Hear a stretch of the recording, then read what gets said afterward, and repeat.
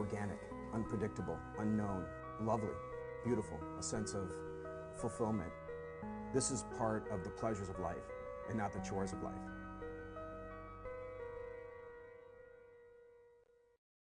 Coming up on Daily Iowan TV, suspect in custody. Details of the person accused of stabbing 2 people in downtown Iowa City this past weekend. In cancer screening, the University of Iowa hospitals and clinics held a free screening Monday for a kind of cancer that affected more than 100,000 people in the U.S. last year. And in sports, a monumental day in sports history. We'll explain shortly.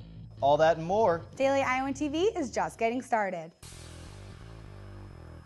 I'm Tom Brokaw. For more than 100 years now, the University of Iowa community has been waking up to the Daily Iowan. Today, it's the largest newsroom in eastern Iowa.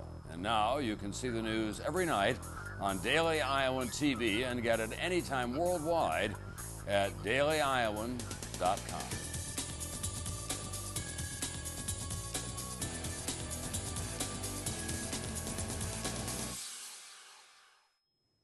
Thanks for choosing Daily Iowan TV. I'm Ian Martin. And I'm Melissa Bergamini. Police picked up a University of Iowa student accused of stabbing 2 people in Iowa City early Sunday morning. 18-year-old Gabrielle Batting was arrested in Macomb, Illinois by Western Illinois University Police. He is being held in Illinois on a $100,000 bond until he is transferred back to Iowa. The 2 still unnamed victims in the incident, which occurred at an intersection just off the Ped Mall on Dubuque and Washington Streets, were taken to UIHC for treatment. One was stabbed multiple times in the torso, while the other has a deep stab wound in the upper arm. According to an Iowa City police release, neither of the victims suffer life-threatening injuries. The State of Iowa, University of Iowa, and the driver being sued in a 2011 CAM bus accident are denying the claims and asking for the claims dismissal. Rebecca Seagriff was struck in September of 11 at the intersection of Madison and Washington. The damage to the bus is pictured here. The defendants made the request for dismissal on Friday, just under a month after the original suit was filed. The University of Iowa hospitals and clinics hosted a free head and neck cancer screening on Monday. Head and neck cancers begin in the nasal cavity, tonsils, mouth, throat, or voice box. It also includes cancer of the thyroid. More than 100,000 Americans were diagnosed last year. These cancers claim approximately 13,000 lives every year. Some of the symptoms include persistent sores in the mouth or throat and difficulty swallowing. Dr. Christy Chang said she believes certain people need to be tested for this cancer. Particularly people who have some risk factors. I mean, certainly anyone is welcome, but people who have risk factors, smoking, use of alcohol, tobacco, those are people who might potentially be more at risk for developing head and neck cancer. For more information, you can go to www.uihealthcare.org/head and neck cancer. The Burlington Street Dam, visible when crossing the river near Campus Recreation and Wellness Center or the West Side dorms, could be changing soon. Officials held a forum Monday night to discuss potential alterations to the dam, including more access to the river or smoothing out the current to make the dam safe for whitewater rafting. The McLaughlin Whitewater Design Group presented at the forum, but public involvement and suggestions were also considered at the meeting. Those who wander in downtown Iowa City will no longer be lost. With the help of an initiative launched Monday, the new Downtown Ambassador program launched by Iowa City and the Iowa City Downtown District places current city employees in bright gold shirts with the word Ambassador across the back. They will take questions, offer directions, and more to help first-time tourists and confused freshmen alike. The first batch of ambassadors come from maintenance crews, while a second group will join in the summer with parking division employees. The Turkish Consul General to Chicago gave an interview to the Daily Iowan Monday in which he discussed his country's budding relationship with the state of Iowa. Fatih Yildiz also spoke to students Monday afternoon and will be meeting with Iowa Governor Terry Branstad Tuesday. The consul stressed that the country-to-state relationship is important to overcome stereotypes. Yildiz said negative stereotypes, quote, can only be overcome by people-to-people diplomacy, real people who have a stake in creating new relations, end quote. You can read more about the General Consul's campus visit in Tuesday's edition of the Daily Iowan. The new Pioneer Co-op at the Coralville location is being fined $500 by the state of Iowa for selling to a minor. Apparently, the cooperative was stung in an April 12th police operation, and an employee allowed a 19-year-old to purchase a six-pack of Corona. New Pioneer challenged their responsibility in the case, but the Iowa Alcohol Beverage Division didn't change the ruling. The co-op has 30 days to pay the fine. Still to come on Daily Iowan TV, coming out off of the court. The first gay NBA player still playing has come out. We'll have both a news and sports perspective along with some reaction. Also in sports, get ready for the latest from Hawkeye Sports in our Monday edition of the Whip Around. But first, let's go to Megan Tickner with the weather. Megan, it was a little bit humid on Monday in Iowa City. Yeah, guys, the weather was beautiful on Monday here in Iowa City. Students were laying out on the Pennacrest enjoying the sun and warm weather. Even though the temp was supposed to be 65, the humidity made it seem like it was in the low 80s. But moving into Tuesday morning, there's a 40% chance of thunderstorms. The afternoon shows a high of 82 and a small chance of rain. And Tuesday night, that temp will drop down to the low 70s, with that chance for rain still sticking around. Looking ahead to the forecast, Wednesday there's also a chance for thunderstorms, with the temperature staying consistent. Thursday there's a 70% chance of rain and the temp dropping down to 48. Friday and Saturday the temperature should be around 55 before raising to 59 degrees on Sunday. So get outside and enjoy these next few days of warm weather before the rain starts to fall. Well, that's all I have. Back to you guys. Thanks, Megan.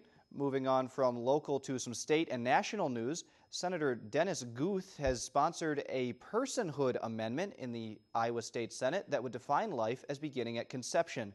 Guth is a Republican from a district in north central Iowa and said he knows the resolution might be dead on arrival in the Senate, but that he wants to send a message to Iowa's courts. Democratic senators expressed skepticism about the bill, with one from Des Moines calling the resolution, quote, dramatic. A civilian cargo aircraft crashed in Afghanistan, killing all 7 people on board, according to U.S. military coalition. The Taliban said they were responsible, but the coalition said Taliban's claims are false. The crash has been investigated by emergency crews, and they found no sign of insurgent activity at the time. The aircraft piece, believed to be from one of the planes that hit the World Trade Center on September 11, 2001, apparently came from a wing, and it was not landing gear. Boeing officials told police that the part came from one of its 767 airliners, but they said it is not possible to determine which flight because both planes that were hijacked were Boeing 767s. Workers discovered the part on Wednesday near the Trade Center site. Other wreckage has been discovered in the same area in the past few years. NBA player Jason Collins announced he is gay on Monday in a first-person account on Sports Illustrated's website. He is the first active player in a major American sports to come out as gay. Collins has played with 6 teams in 12 seasons and currently plays for the Washington Wizards. And I think this is both courageous and inspirational for Collins to come out as gay, and could be a great opportunity for other athletes as well. Yeah, there has been a little bit of negative reaction this Monday. However, I think, if anything, it's going to set a solid precedent for some other athletes that might have been a little bit scared to come out of the closet. I agree. Well, Collins' announcement brings reactions from both the news and sports world alike. For more of an athletic perspective on what this all means, as well as a look at Hawkeye sports, here's Annie Costable. Hey guys, and welcome back to the Daily Iowan TV Sports Studio. Baseball walks off, softball seniors go out on top, and our track and field insider Danny Payne joins us on set to break down this weekend's Drake Relays. But we start where we must with the national news, that 12-year NBA veteran Jason Collins has come out as the first openly gay athlete playing in a major American team sport. The 7-foot, 255-pound Stanford alum made his announcement just a few months after retired United States national soccer team player Robbie Rogers announced he was gay, and just a few weeks after the WNBA's #1 pick, Brittany Griner, told members of the media that she was openly gay and that people should embrace who they are.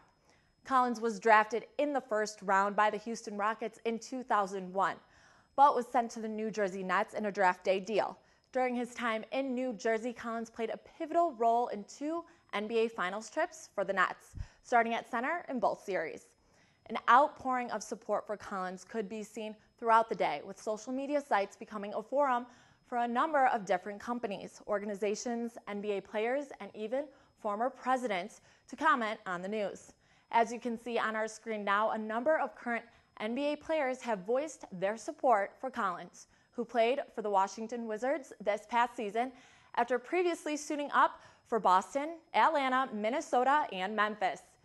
Collins played a career-low 6 games for Washington in 2012 to 2013.